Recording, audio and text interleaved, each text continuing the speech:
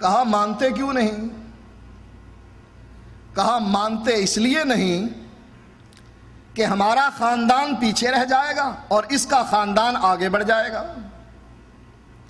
یہ بھی حاجیوں کی خدمت کرنے والا خاندان ہے، ہمارا خاندان بھی حاجیوں کی خدمت کرتا ہے، وہ بھی بیت اللہ کی صفائی کرتے ہیں، ہم بھی بیت اللہ کی صفائی کرتے ہیں، ہم اور یہ برابر برابر ہیں۔ لیکن یہ کہتے ہیں کہ ہم میں سچا نبی ہے، تو ہمارے خاندان میں تو کوئی جھوٹا نبی بھی نہیں ہے، ہم ان کا مقابلہ کیسے کریں؟ اس آر کی وجہ سے میں اس سچے نبی کو ماننے کے لیے تیار نہیں۔ اسی لیے اللہ تعالیٰ سے یہ دعا کرتا ہے۔ تھا تو ابو الحکم، فیصلے کیا کرتا تھا لوگوں کے، پنچایتی آدمی تھا، لیکن اس آر کی وجہ سے، مسلمانوں کی مخالفت کی وجہ سے ابو الحکم سے ابو جہل بن گیا کہ جاہل ہے، یہ کتنا بڑا جاہل ہے۔ اپنے رب سے دعا کرتا ہے کہ مولا اگر یہ اللہ کا سچا نبی ہے تو دعا تو یہ کرنی چاہیے تھی نا کہ یا اللہ اگر یہ تیرا سچا نبی ہے مجھے بھی ہدایت عطا فرما، مجھے بھی کتاب و سنت پر چلا۔ کہنے لگا کہ اے اللہ اگر یہ اللہ کا سچا اے اللہ اگر یہ تیرا سچا نبی ہے فَأَمْطِرْ عَلَيْنَا حِجَارَةً مِّنَ السَّمَاءِ، آسمان سے ہم پر پتھروں کی بارش نازل فرما۔ اس خاندانی آر اتنی دور اس کو لے گئی ہے، یہ خاندانی آر اتنی دور اس کو لے گئی ہے کہ ایک عام فہم انسان بھی وہ دعا کرتا ہے اہدنا الصراط المستقیم، مولا مجھے صراط مستقیم دکھا، اور یہ بدبخت کہتا ہے کہ جس صراط مستقیم پر یہ چل رہا ہے اس صراط مستقیم سے مجھے ہٹا اور آسمان سے مجھ پر پتھروں کی بارش نازل فرما۔ عمیر بن وہب صفوان بن امیہ کے ساتھ حرم میں بیٹھے ہیں،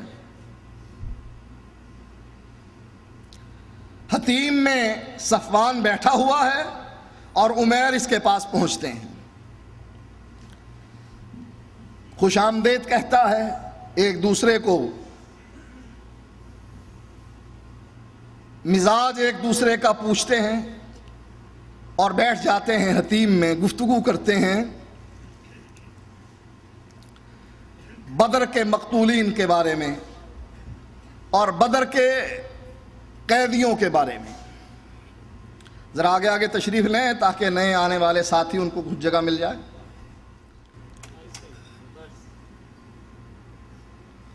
یاد کر کے روتے ہیں ان مقتولین کو جن کو اللہ کے نبی نے بدر کے کنویں میں پھینک دیا، اور یاد کر کے روتے ہیں ان قیدیوں کو جن کو اللہ کے نبی نے مدینے میں قید کر لیا۔ صفوان کہتا ہے کہ ان کے مرنے کے بعد جینے کا کوئی مزہ نہیں رہا۔ عمیر جواب میں کہتا ہے بات تو آپ نے سچی کی ہے کہ زندگی کا لطف ہی جاتا رہا، بڑے بڑے سردار مر گئے ہمارے، اس وقت کا فرعون ابو جہل بھی مارا گیا۔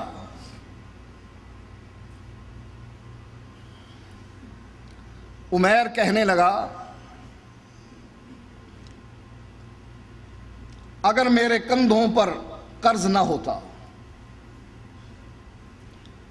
مجھے میرے اہل و عیال کے اجڑنے کا غم نہ ہوتا، فکر نہ ہوتی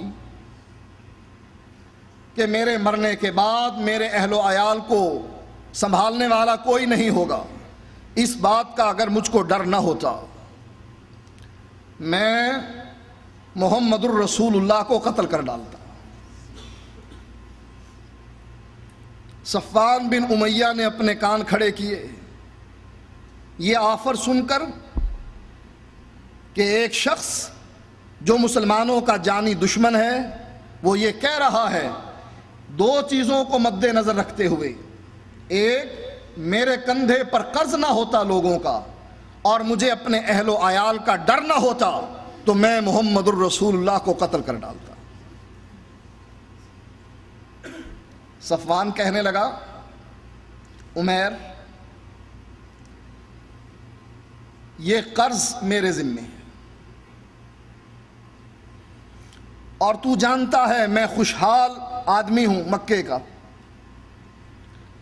تجھے کوئی غم نہیں ہونا چاہیے، ڈر نہیں ہونا چاہیے اپنے اہل و عیال کے بارے میں، پہلے تیرے اہل و عیال کھائیں گے بعد میں میرے اہل و عیال کھائیں گے، میری ذمہ داری ہے، قرض بھی میرے ذمے اور اہل و عیال کا خرچہ بھی میرے ذمے۔ عمیر کہنے لگا صفوان اس بات کو پوشیدہ رکھنا، کہا جائے گا کیسے؟ مدینے پہنچنے کون دے گا تجھے اللہ کے نبی تک؟ کہنے لگا میرا بیٹا جو قید ہے، میں اپنے بیٹے سے ملاقات کرنے کے لیے جاؤں گا اور اللہ کے نبی کو قتل کر ڈالوں گا، کوئی شک بھی نہیں کرے گا، سب یہی دیکھیں گے کہ یہ اپنے بیٹے سے ملنے کے لیے آیا ہے۔ کہنے لگا یہ بات پوشیدہ ہے، میرے اور تیرے علاوہ تیسرے کسی آدمی کو یہ بات پتہ نہیں لگے گی۔ عمیر اپنے گھر گیا،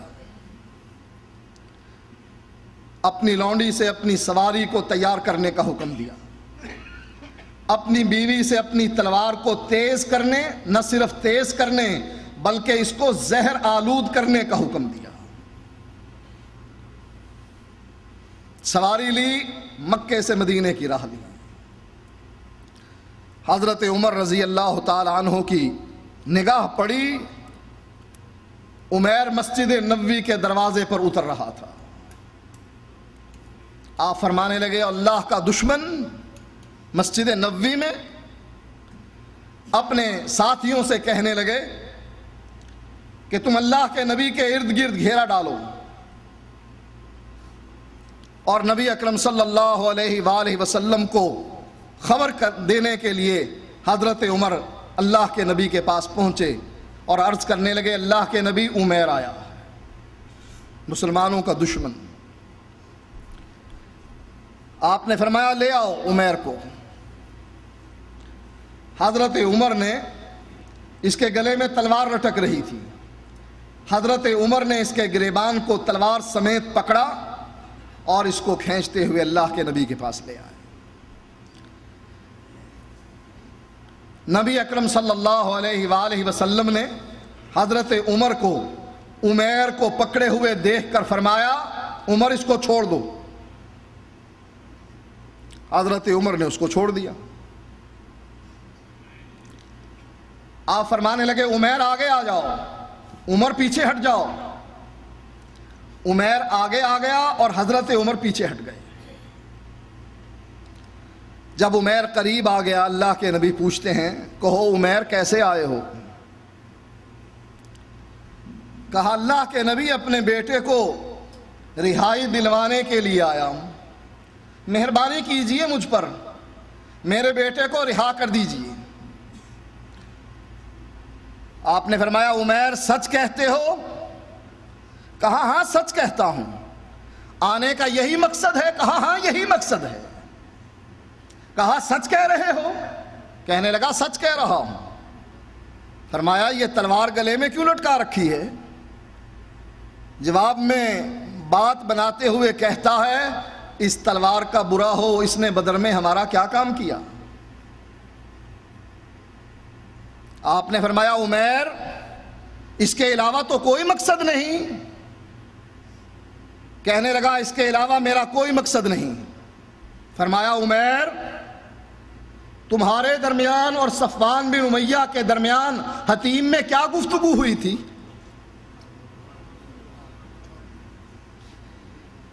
کیا اس نے تمہارا قرض اپنے کندھے پر نہیں اٹھایا؟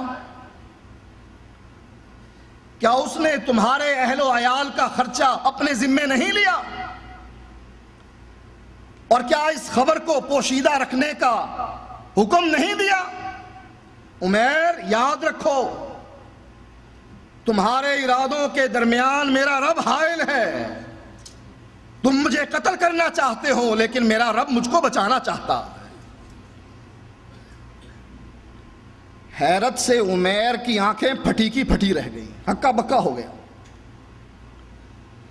چند لمحے گزرنے کے بعد کہنے لگا اشہد ان لا الہ الا اللہ واشہد ان محمد رسول اللہ۔ اے اللہ کے نبی،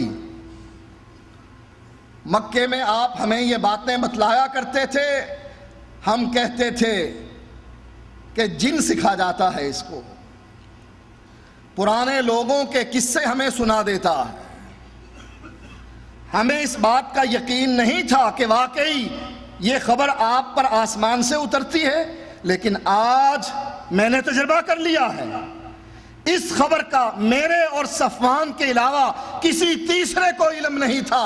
اس کا معنی یہ ہے کہ یہ خبر اللہ تعالیٰ نے آپ کو دی ہے اور آپ اللہ کے سچے رسول ہیں، اس لیے میں گواہی دیتا ہوں کہ اللہ کے علاوہ کوئی الہ نہیں اور آپ اللہ کے سچے رسول ہیں۔ عمیر بھی جانتا تھا کہ جو خبر آسمان سے اترتی ہے سچی اترتی ہے، جو وحی کے ذریعے آتی ہے اس خبر کی سچائی میں کوئی شک نہیں۔